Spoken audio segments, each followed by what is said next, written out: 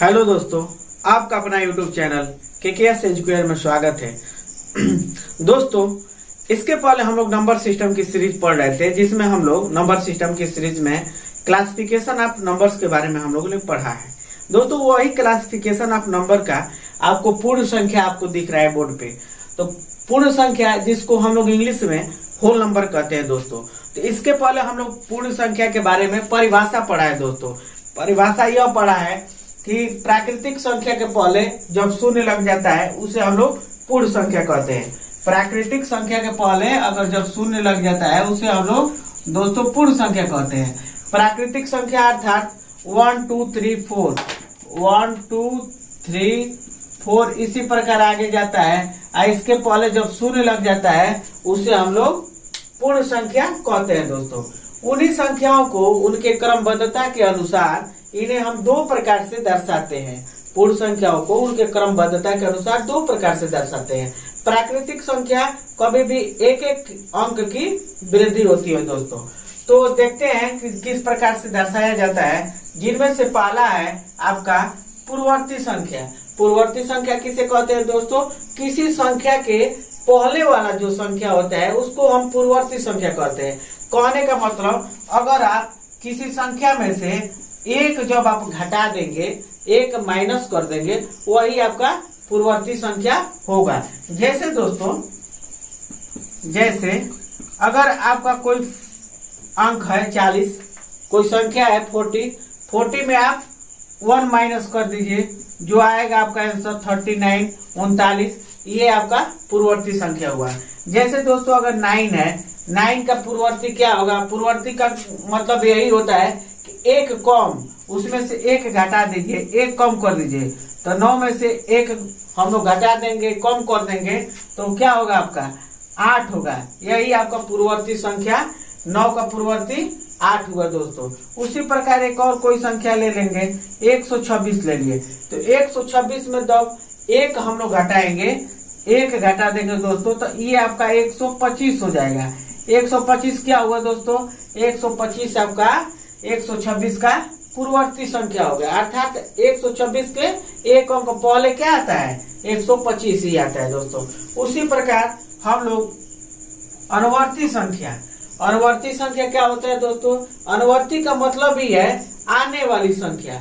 तो आने वाली मतलब संख्या दोस्तों, किसी भी संख्या में जब आप एक जोड़ देंगे वो अनुवर्ती संख्या होगा। जैसे में अगर आपका 5 है, जैसे अगर 5 है तो 5 में जब आप एक जोड़ेंगे तो क्या होगा? ये 6 होगा। तो 5 के बाद क्या आता है? 6 आता है। तो एक जोड़ने से अनुवर्ती होता है दोस्तों। जैसे एक और संख्या है 104, 104 में एक जोड़ देंगे तो क्या हो जाएगा? 105। यही आपका 104 का अनुवर्ती संख्या क्या हुआ? 105 हुआ दोस्तों। इसी प्रकार अब पूर्ण संख्याओं का दोस्तों, पूर्ण संख्याओं का गुण है। पूर्ण संख्याओं के गुण क्या है? Properties of whole numbers. Properties of whole numbers में पूर्ण संख्याओं के गुण ये हैं। पहला जो गुण है आपका संवृत्त गुण। संवृत्त गुण किसे कहते हैं दोस्तों? जब दो पूर्ण संख्या ए व बी हैं, जब दो पूर्ण संख्या ए व बी हैं, तो देखिए पूर्ण संख्याओं के गुण में जैसे आपको प्लस और माइनस और भाग और गुणा, इन्हीं के बारे में जब हम लोग अध्ययन करते हैं, इनके बारे में जो गुण होते हैं, यही देखेंगे कि क्या इनमें संवृत्त गुण में वो फॉलो, ये चिन्ह, उनकी संक्रियाएं जो कर रही हैं कि नहीं कर रही हैं। तो आइए देखते हैं, जो दो पूर्ण संख्याएं हैं ए व बी है। तो ए व बी है, तो देखिए ए और बी को अगर हम लोग जोड़ेंगे तो वह भी पूर्ण संख्या होता है, और ए और बी का गुणा भी करेंगे तो वह भी पूर्ण संख्या होता है। जैसे दोस्तों, मान लीजिए कोई एक पूर्ण संख्या 3 है और एक पूर्ण संख्या 4 है। इसको अगर हम लोग जोड़ते हैं, 3 और 4 को जोड़ते हैं तो दोस्तों 7 आता है। तो ये आपका एक पूर्ण संख्या है। अब देखिए, अगर 3 और 4 को अगर हम मल्टीप्लाई करते हैं, गुणा करते हैं दोस्तों, तो ये 12 आता है। यह भी आपका एक पूर्ण संख्या है दोस्तों। इसी प्रकार अगर हम माइनस करते हैं दोस्तों, जैसे अगर 3 में से 4 माइनस करते हैं तो ये आपका आता है -1। जो कि ये पूर्ण संख्या नहीं है दोस्तों। उसी प्रकार अगर हम दोस्तों 3/4 करते हैं, तो अगर 3/4 मतलब भाग देते हैं तो क्या होता है 3/4, ये भाग भी नहीं जाता है। तो इस प्रकार दोस्तों समृद्ध गुण जो है आपका, समृद्ध गुण बस जोड़ और गुणा के लिए समृद्ध गुण फॉलो करता है। अब भाग और घटाना जो समृद्ध गुण को फॉलो नहीं करता है। तो अर्थात समृद्ध गुण जो होता है प्लस और गुणा के लिए ही बस होता है। इसमें यही होता है कि अगर हम ए और दो पूर्ण संख्याएं ए और बी, तो जो आपका आंसर आएगा वो भी पूर्ण संख्या आएगा। अगर हम ए और बी दो पूर्ण संख्या है उनका गुणा भी करेंगे तो वह भी पूर्ण संख्या होता है। पूर्ण संख्या ये होता है, पूर्ण संख्या ये पूर्ण संख्या दोस्तों नहीं है, पूर्ण संख्या नहीं है, ये भी पूर्ण संख्या आपका नहीं है। भाग और घटाना के लिए समृद्ध गुण नहीं होता है। आइए नेक्स्ट जो गुण होता है पूर्ण संख्या का गुण जो नेक्स्ट है आपका अगला है क्रम विनिमय गुण। क्रम विनिमय गुण दोस्तों किसको कहते हैं? जब दो पूर्ण संख्या ए और बी है, तो ए और बी है, अगर ए और बी को हम ए और बी लिखते हैं उसको क्रम विनिमय मतलब उसका क्रम अगर हम बदल देते हैं ए प्लस बी बराबर अगर बी प्लस ए भी लिखेंगे तो दोनों का मान एक ही होता है दोस्तों। जैसे में हम लोग देखते हैं, जैसे आप देखिए अगर 4 प्लस 5 है, 4 और 5 को अगर जोड़ेंगे दोस्तों तो क्या होगा आपका 9 होगा। अगर इसका क्रम विनिमय कर देंगे, क्रम बदल देंगे, अंकों का संख्याओं का क्रम अगर बदल देते हैं, अगर 5 को पहले लिखते हैं या 4 को बाद में लिखते हैं तब भी आपका जो आंसर आता है 9 ही आता है। कहने का मतलब यही है क्रम विनिमय गुण जो होता है पूर्ण संख्या का, उसको संख्याओं का अगर हम क्रम बदल दें तब भी मान में अंतर नहीं होता है दोस्तों। उसी प्रकार देखते हैं गुणा में भी, तो गुणा में ए और बी है, दो संख्याएं पूर्ण संख्या है, तो अगर इनका भी क्रम हम बदल देते हैं तो भी ये क्या होते हैं, इनका भी मान एक समान होता है। जैसे में मान लीजिए एक पूर्ण संख्या 4 है और एक पूर्ण संख्या 5 है, अगर इसका हम लोग गुणा करते हैं तो 20 आता है दोस्तों। और उसी प्रकार अगर इसका हम क्रम बदल देते हैं 5 गुणे 4 जब कर दे रहे हैं दोस्तों, तो ये भी इसका भी आंसर आपका 20 आ रहा है दोस्तों। बहुत गर्मी है। पूर्ण संख्या जो इसका भी गुणन में भी हम लोग क्रम बदल देते हैं तब भी मान में कोई अंतर नहीं आता है दोस्तों। क्रम विनिमय गुण क्या करता है, प्लस और गुणा के लिए ही यह क्रम विनिमय गुण होता है। उसके बाद नेक्स्ट जो गुण है आपका पूर्ण संख्या का साहचर्य गुण। साहचर्य गुण क्या होता है दोस्तों? साहचर्य गुण में जब पूर्ण संख्याएं हैं, अगर a प्लस छोटे कोष्टक में b प्लस सी है इक्वल टू, अगर a छोटे कोष्टक में a प्लस b है उसके बाद प्लस c है, तभी इनके मान में अंतर नहीं आता है। उसी प्रकार गुणा में भी छोटे कोष्टक में a गुणे b है और उसके बाद जो तीसरी पूर्ण संख्या है उसको बाहर हम कोष्टक से है, इसका भी गुणा करते हैं। उसके बाद a को बाहर छोड़ देते हैं, अब b और c जो दो पूर्ण संख्या है उनको छोटे कोष्टक के अंदर रख देते हैं, तभी इनके मानों में अंतर नहीं आता है दोस्तों। साहचर्य गुण भी आपका प्लस और गुणा के लिए ही काम आता है, प्लस और गुणन के लिए ही काम आता है। जैसे देखते हैं ये पहला जो है आपका, पहला a प्लस छोटे कोष्टक में b प्लस सी दोस्तों, तो इसको देखेंगे a के जगह पे मान लीजिए कोई अंक अगर 3 है, उसके बाद b के जगह पे 4 है, उसके बाद c के जगह पे 6 है, तो हम लोग देखेंगे 3 प्लस छोटा कोष्टक को हम लोग पहले करते हैं, तो छोटे कोष्टक को पहले करते हैं तो 6 और 4 10 हो गया, 10 हो गया, 3 और 10 को जोड़ेंगे तो 13 होता है दोस्तों। अब देखेंगे इसी अंक में अगर हम लोग पहले 3 और 4 को जोड़ते हैं दोस्तों, a के जगह पे 3 और b के जगह पे 4, अगर छोटा कोष्टक में कर देते हैं और c को बाहर कर देते हैं, तो अब देखते हैं कि आंसर क्या आता है।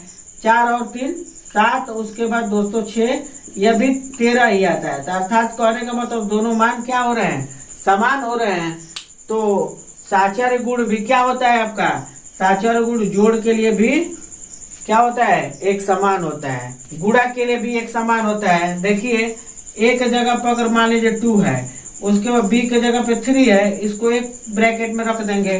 उसके बाद सी के जगह पे 4 रख देते हैं। और दोस्तों यही जो है ए के जगह पे 2 इधर, उसके बाद बी और सी को ब्रैकेट में कर देते हैं। बी और सी को देखिए गुणा करेंगे, पहले स्मॉल ब्रैकेट को करते हैं 6, उसके बाद 4, उसके बाद 2 इधर, उसके बाद ब्रैकेट वाले को पहले 3 4 जा 12, 4 3 12, उसके बाद इसको करेंगे हम गुणा 6 चौके 24 दोस्तों, उसके बाद 12 दूना के 24, इसका भी मान आपका दोनों बराबर आता है। तो साचार्य गुण दोस्तों प्लस और गुणा के लिए, जोड़ और गुणा के लिए ही होता है। नेक्स्ट हम लोग गुण के बारे में देखते हैं दोस्तों।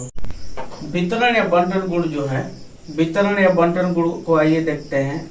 जो ए गुणे छोटे कोष्टक में B plus C equal to, अगर आप तोड़ेंगे इसको तो ए का गुणा होता है बी में, उसके बाद प्लस का चिन्ह लग जाता है, उसके बाद ए का गुणा करेंगे सी में, ए गुणे सी है। इसको हम लोग देखेंगे कि क्या इसका हम अगर गुणा करते हैं और इसका हम लोग करते हैं तो देखते हैं कि क्या मानों में अंतर आता है क्या। तो देखेंगे तो इसका अगर आप करेंगे तो पहले 4 लिख दीजिए। 4 लिखने के बाद उसके बाद पहले छोटे ब्रैकेट को, छोटे कोष्टक को हल करते हैं दोस्तों।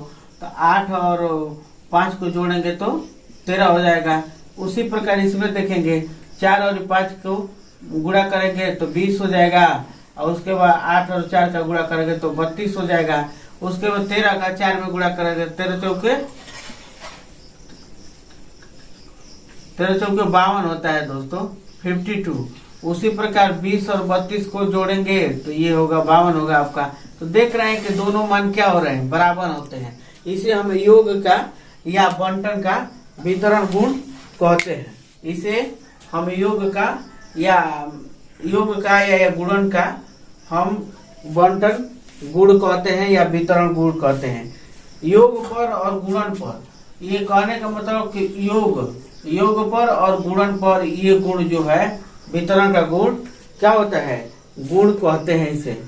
योग और गुणन का वितरण गुण भी इसे कहते हैं।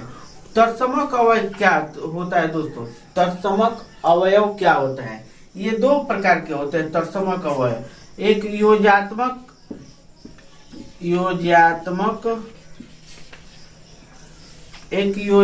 तत्समक अवयव होता है,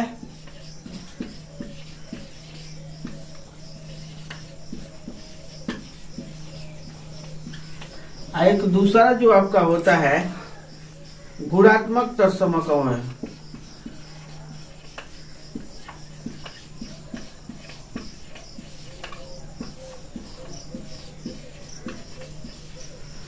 देखिए योजात्मक तत्समक अवयव क्या होता है, इसे योज तत्समक भी कहते हैं।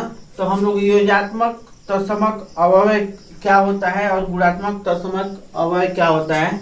योजात्मक तत्समक अवयव उसे कहते हैं दोस्तों कि किसी संख्या में क्या जोड़े कि वही संख्या प्राप्त होती है। जैसे में देखिए अगर 8 है तो 8 में अगर हम क्या जोड़ेंगे कि ये 8 प्राप्त होगा, तो 0 को जोड़ते हैं। अर्थात कहने का मतलब दोस्तों किसी भी संख्या में अगर हम 0 को जोड़ेंगे तो वह संख्या ही प्राप्त होती है। जैसे एक और है एग्जाम्पल लेते हैं, 108 में अगर 0 हम जोड़ देंगे, 0 जोड़ेंगे तो क्या होगा, 108 ही होगा। उसी प्रकार अगर कोई भी कितनी भी संख्या कितनी क्यों ना बड़ी हो, 255 अगर इसमें 0 जोड़ेंगे तो 255 ही आता है।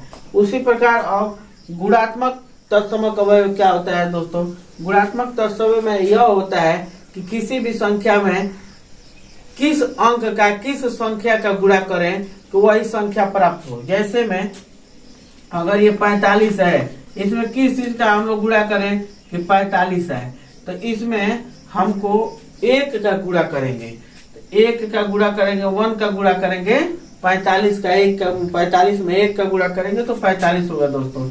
उसी प्रकार अगर 255 है, 255 में किस चीज का गुणा करें कि 45 है, 255 है तो 255 है, तो इसमें हम 1 का गुणा करेंगे तो 255 आता है।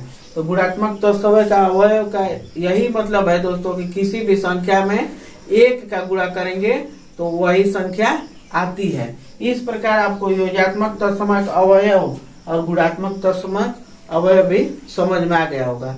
इस प्रकार दोस्तों नंबर सिस्टम के ये जो पूर्ण संख्या है, पूर्ण संख्या के गुण धर्म में आपको सारा चीज समझ में आ गया होगा। आप वीडियो के माध्यम से अपने साथ नोटबुक भी रखे रहिए, नोट्स भी बनाते रहिए दोस्तों। इस वीडियो को ज्यादा से ज्यादा दोस्तों शेयर करें और लाइक करें, कमेंट करना ना भूलें। अगर ये वीडियो किसी भी टॉपिक पर आपको अगर समझ में आया मैथ का कॉम्पिटिटिव के एग्जाम में, तो उस टॉपिक को आप कमेंट में लिखें कि उसको हम उसका भी वीडियो बनाकर आपको भेजें आपके लिए, और जो बहुत अच्छा लाभकारी हो। इसी प्रकार दोस्तों मिलते हैं नेक्स्ट वीडियो में। जय हिंद दोस्तों।